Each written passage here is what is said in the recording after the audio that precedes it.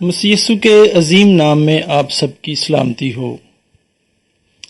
عزیز بہنوں اور بھائیوں، ہم خداوند کے سائے میں پناہ لے سکتے ہیں، کیونکہ زبور نویس زبور نمبر 91 اور اس کی پہلی آیت میں بیان کرتا ہے، جو حق تعالیٰ کے پردے میں رہتا ہے وہ قادر مطلق کے سائے میں سکونت کرے گا۔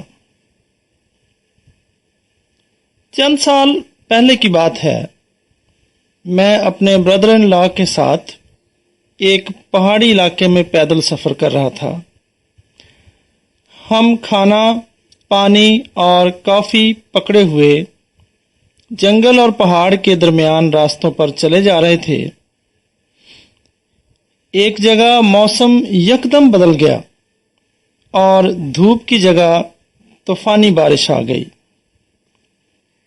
جب بارش شروع ہوئی تو ہم نے جلدی سے چیڑ کے ایک بڑے درخت کے نیچے جا کر پناہ لی، جس کی ٹہنیاں چھتری نما تھیں۔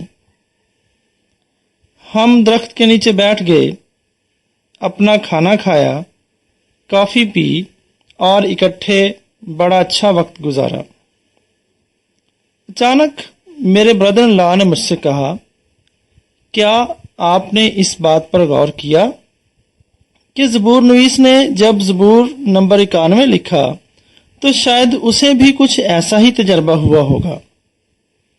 میں محسوس کرتا ہوں کہ جیسے اس وقت ہم واقعی خدا کی پناہ میں آ گئے ہیں۔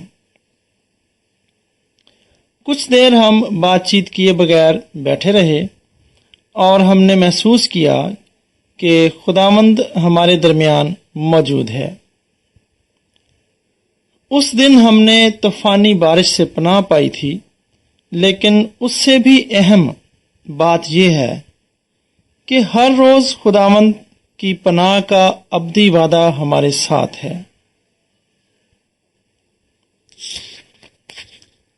خداوند کے اس وعدے کی بدولت ہمیں یوں دعا مانگنی چاہیے، آئے پیارے خدا ہماری مدد فرما کہ اپنی ضروریات کے لیے تیری پروردگاری پر بھروسہ رکھیں۔